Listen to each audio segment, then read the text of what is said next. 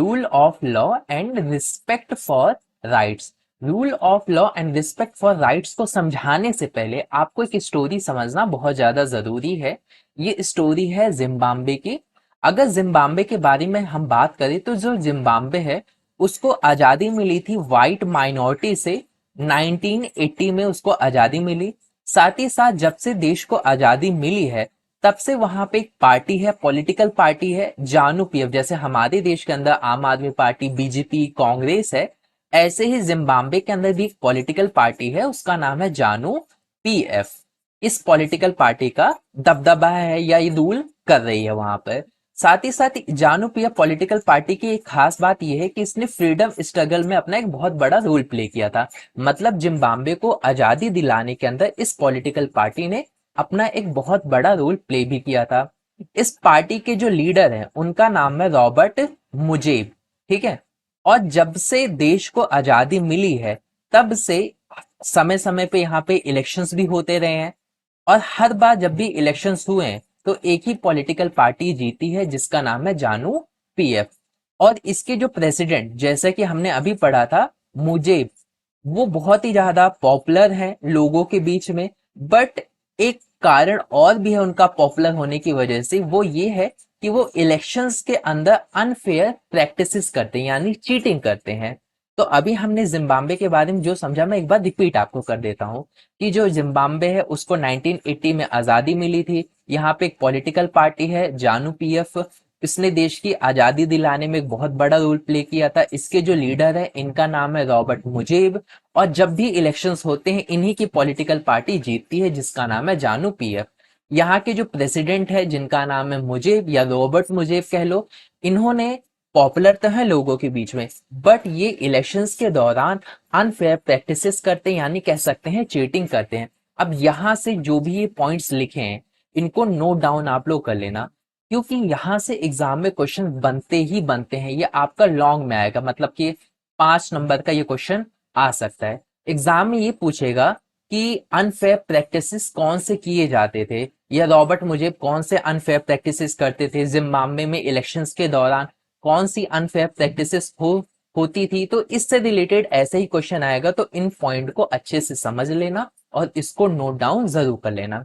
पहला चीज तो ये है कि अनफेयर प्रैक्टिसेस होती थी इलेक्शंस के अंदर, कि मतलब चीटिंग तो हुआ करती थी।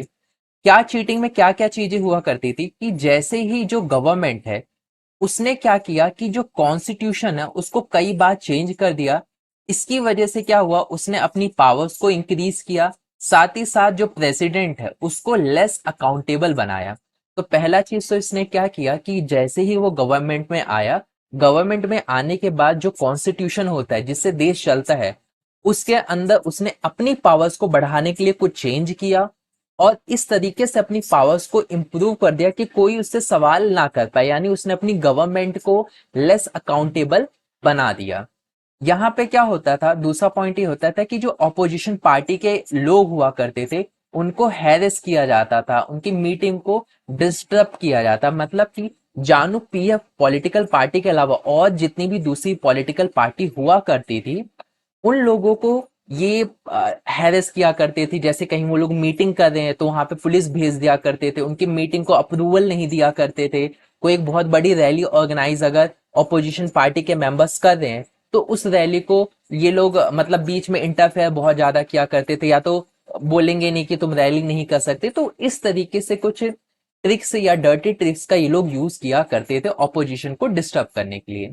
अगला पॉइंट बताता है कि जो वहां पे जो पब्लिक प्रोटेस्ट होते थे, डेमोन्स्ट्रेशन होते थे गवर्नमेंट के खिलाफ, वो इलीगल थे। कहने का मतलब है कि आप गवर्नमेंट के खिलाफ कुछ भी प्रोटेस्ट नहीं कर सकते, आप गवर्नमेंट के लिए रैलियां नहीं निकाल सकते, मतलब विरोध में आप उसके खिलाफ रैलियां नहीं निकाल सकते, आप प्रोटेस्ट नहीं कर सकते, कोई भी डेमोन्स्ट्रेशन नहीं कर सकते गवर्नमेंट के खिलाफ।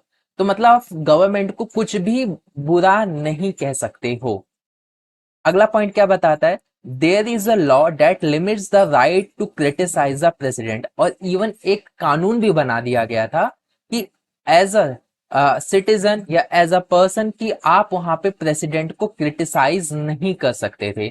मतलब एक लिमिट में आप उन्हें क्रिटिसाइज कर सकते थे पर उससे ज्यादा आप उनको क्रिटिसाइज नहीं कर सकते थे। साथ ही साथ अगला पॉइंट क्या बताता था कि जो टेलीविजन्स है, जो रेडियो है, ये पूरी तरीके से गवर्नमेंट के कंट्रोल में थे, और ये केवल जो रूलिंग पार्टी है यानी कि जो जानू पीएफ पार्टी है उसी की ही बारे में अच्छाइयां बताया करती थी। मतलब टीवी पे आप देखोगे तो वहां पे जो जानू पीएफ पार्टी है उसके बारे में अच्छाइयां सारी बताई जाएंगी, बुराई तो जरा सा बताई नहीं जाएगी। रेडियो के बारे में अगर रेडियो आप सुनते हो तो रेडियो में भी अगर जानू पीएफ पॉलिटिकल पार्टी की बात आएगी तो उसकी जितनी भी अच्छाइयां हैं वो सारी चीजें बताई जाएंगी, उनकी कमियों का जिक्र कहीं पे भी नहीं किया जाएगा, ना तो टेलीविजन पे किया जाएगा ना तो रेडियो पे किया जाएगा, क्योंकि गवर्नमेंट सारी चीजों को खुद अपने कंट्रोल में रखती थी। इवन क्या होता था कि वहां पे बहुत सारे इंडिपेंडेंट न्यूज़पेपर से जो गवर्नमेंट के खिलाफ कुछ छाप देते थे कि भाई गवर्नमेंट को ये करना चाहिए, गवर्नमेंट ने ये काम गलत किया है, गवर्नमेंट को ऐसा नहीं ऐसा करना चाहिए, गवर्नमेंट ने यहाँ एक्शन नहीं लिया। तो मतलब जो कोई भी गवर्नमेंट के खिलाफ जाता था उसको क्या किया जाता था, हैरेस किया जाता था। इवन जो जर्नलिस्ट होते थे उन लोगों को बहुत ही ज्यादा परेशान किया जाता था कि अगर आप जानू पीएफ पॉलिटिकल पार्टी के खिलाफ बोलोगे या कुछ भी गलत आप लिखोगे तो आपको बहुत ही ज्यादा प्रेशर दिया जाएगा, आपको परेशान किया जाएगा। इवन जो गवर्नमेंट थी वो भी इग्नोर कर देती थी कोर्ट के जजमेंट को। एक बहुत बड़ी बात है कि क्योंकि देश के अंदर सबसे बड़ा क्या होता है, कोर्ट। अगर कोई कोर्ट को ही नहीं मानेगा, कोर्ट के डिसीजंस को ही नहीं मानेगा तो फिर कोर्ट होने का फायदा क्या है। लेकिन ये जो गवर्नमेंट है वो कई मैटर्स पे जो कोर्ट के जो जजमेंट्स होते थे उनको भी वो नहीं मानने थी, उसको भी मानने से वो मना कर देती थी। इवन वो जजेस को भी प्रेशराइज करती थी, जजेस के ऊपर भी दबाव डालती थी कि भाई तुम जो फैसला लो हमारे फेवर में लो, मतलब गवर्नमेंट के फेवर में फैसला अपना सुनाओ। तो इस तरीके से वो डर्टी ट्रिक्स का यूज करके वहां की गवर्नमेंट को, वहां पे पूरे देश को चलाने का काम करते थे। अब इस एग्जाम्पल से या जिम्बाब्वे की कहानी से आपको एक चीज तो समझ में आ रही होगी कि जो जिम्बाब्वे है वो भले ही पॉपुलर गवर्नमेंट थी लेकिन वो भी अनडेमोक्रेटिक थी। इवन इससे ये समझ में आता है कि जो पॉपुलर लीडर्स है वो भी ऑटोक्रेटिक हो सकते हैं। देखो जो जिम्बाब्वे है, नो डाउट अगर इनके गलत चीजों को हटा दें तो वो बहुत ही ज्यादा लोगों के बीच में पॉपुलर थी। जिम्बाब्वे के अंदर जो जानू पीएफ पॉलिटिकल पार्टी थी लोग उसको बहुत पसंद करते थे, लोग जानते थे कि हाँ ये पॉलिटिकल पार्टी अच्छी है, जानते थे कमियां भी हैं पर अच्छाइयां भी जानते थे। लेकिन इसका मतलब ये नहीं है कि जिस चीज को लोग पसंद करते हैं तो वो कभी गलत करेगी ही नहीं, वो पॉलिटिकल पार्टी कभी गलत कर ही नहीं सकती। ये इस एग्जाम्पल से साफ हो जाता है कि अगर जनता ने किसी फुल सपोर्ट देके किसी पॉलिटिकल पार्टी को गवर्नमेंट में बिठाया है तो वो पॉलिटिकल पार्टी भी आपको धोखा दे सकती है या अनडेमोक्रेटिक हो सकती है। इवन जो लीडर्स है वो ऑटोक्रेटिक हो सकते हैं, अपनी मन की करें, जनता की ना सुने, जैसा उनको ठीक लगता है वो वैसा ही करे, बल्कि ऐसा नहीं होना चाहिए।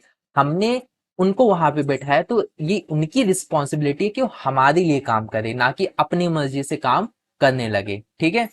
अब लास्ट इसमें तो यही सारी चीजें, अब कुछ और चीजें हैं जो इस टॉपिक से रिलेटेड है। पहला ये आता है कि अगर हमें ये जानना है कि जो असली में डेमोक्रेसी क्या होता है तो हमें ये भी देखना पड़ेगा कि इलेक्शंस के बाद क्या चीजें हो रही हैं।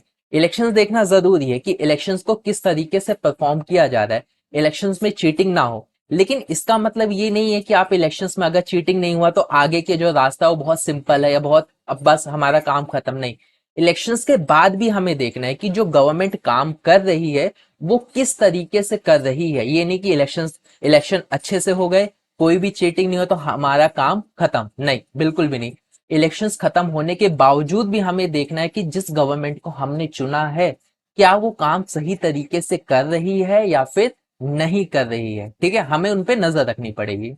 There should be a sufficient room for normal political activity including political opposition period before elections। Even क्या होता है कि हमें एक sufficient room देना पड़ेगा कि अगर आप एक सोसाइटी के अंदर अच्छी डेमोक्रेसी चाहते हो, देश के अंदर एक अच्छी डेमोक्रेसी चाहते हो, तो जो आपके विरोधी लोग हैं, जो आपके खिलाफ आपकी जो टांग खींचते हैं, जो आपकी कमियों को बताते, उनके लिए भी आपको जगह देनी पड़ेगी, उनके लिए भी आपको रिस्पेक्ट रखना पड़ेगा।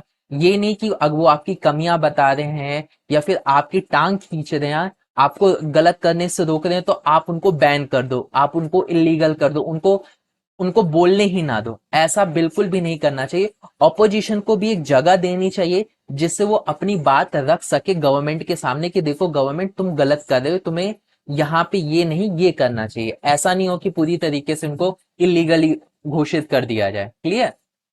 इवन क्या होता है, this requires that the state should be respect for some basic right of the citizen, they should be free to think, to have opinions, to express these in public, to form associations, to protect and take other political actions। Even क्या होता है कि जो citizens हैं उनको भी अधिकार होना चाहिए कि वो भी गवर्नमेंट के बारे में अपना ओपिनियन रख सके। ऑपोजिशन तो रखे ही रखे, लेकिन जो आम जनता है, जो हम लोग हैं, ये भी ऑपोजिशन ये भी अपने ओपिनियन को रख सके, पब्लिक में प्रोटेस्ट कर सके, डेमोन्स्ट्रेशन कर सके। जैसा कि हमें पता है कि जिम्बाब्वे में ये सब बैन था, पर ये ऐसा करना गलत है।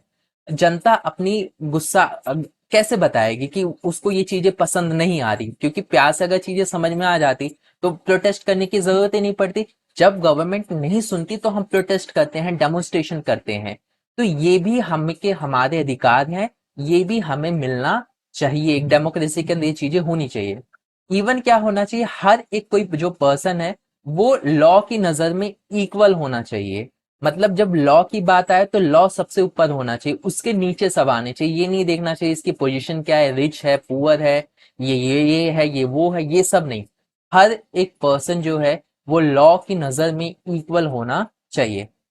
इवन ये जो राइट्स हैं, जो भी राइट्स हमें दिए जाते हैं, जो भी हमें मिलते हैं, ये एक जुडिशरी के द्वारा, इंडिपेंडेंट जुडिशरी के द्वारा माने जाने चाहिए और प्रोटेक्टेड भी होने चाहिए। कहने का मतलब कि जो कोर्ट है वो हमारे अधिकारों को प्रोटेक्ट करके रखे। ऐसा ना हो कि जैसे जिम्बाब्वे के अंदर जजेस को ही हैरेस कर दिया जाता था। इवन क्या होता था कि जजेस के जजमेंट को भी इग्नोर कर दिया जाता था। तो इस तरीके से नहीं होना चाहिए। जो कोर्ट ने एक बार जो जजमेंट दे दिया है उसको ही हर एक गवर्नमेंट को मानना चाहिए, उसके ऊपर कुछ नहीं। ठीक है, कोर्ट ने बोल दिया तो वैसा ही होना चाहिए। A democratic government cannot do whatever it likes simply because it has won the elections। Last point ये बताता है कि कोई भी जो डेमोक्रेटिक गवर्नमेंट है जो इलेक्शन जीतती है, जीतने का मतलब ये नहीं होता कि आप जो मन में आप वो करने के लिए आपको अधिकार मिल गया, आपको राइट है कि आपने इलेक्शन जीता है तो आप कुछ भी कर सकते हो। ठीक है, ये बिल्कुल भी गलत है, ऐसा नहीं होना चाहिए। इलेक्शन जीत गए हो बहुत अच्छी बात है, लेकिन इसका मतलब ये नहीं है कि आप अपने लिमिट्स को भूल जाओ, आप कानून से अपने आप को ऊपर समझने लगो, सिटीजन्स के राइट को आप हैरेस करने लगो, किसी के भी अधिकारों का आप छीनने लगो उनसे। ये करना गलत है। तो इससे हमें एक चीज समझ में आती है कि a democratic government rules with in limit set by the constitution law and the citizen right. कि एक जो डेमोक्रेटिक गवर्नमेंट होती है, जो गवर्नमेंट है, उसको भी एक रूल, एक लिमिट में रह के काम करना पड़ेगा। ये नहीं कि उसके पास अनलिमिटेड पावर्स है, नहीं, उनकी उन पावर्स की भी एक लिमिट है जो कि हमारे कॉन्स्टिट्यूशन लॉ के द्वारा डिसाइडेड है। उसको उसी दायरे में रह के अपना काम करना पड़ेगा। प्लस जो सिटीजन के राइट्स है उसको वो भी प्रोटेक्ट करना पड़ेगा। ये नहीं कि आप गवर्नमेंट में आ गए तो जो हमारे अधिकार है उनके साथ आप खेलने लगो, मजाक करने लगो। तो ऐसा बिल्कुल भी नहीं होना चाहिए। तो अब आपको ये चीज तो समझ में आ गई होगी कि rule of law and respect for rights क्या होता है। कि देश के अंदर लॉ सबसे ऊपर हो। क्लियर? रिस्पेक्ट फॉर राइट्स का मतलब कि जो हमें अधिकार कॉन्स्टिट्यूशन के द्वारा दिए गए हैं उनको पूरी तरीके से प्रोटेक्टेड रखा जाए, उनके साथ छेड़छाड़ ना किया जाए। बहुत ही कितनी भी कंडीशन खराब हो जाए तो उसको छीना ना जाए हमसे। कुल मिलाकर ये है। आई होप ये टॉपिक आप लोगों को अच्छे से समझ में आया होगा, कोई भी डाउट नहीं रहा होगा। अच्छी लगी है वीडियो तो लाइक, कमेंट एंड शेयर करना मत भूलना।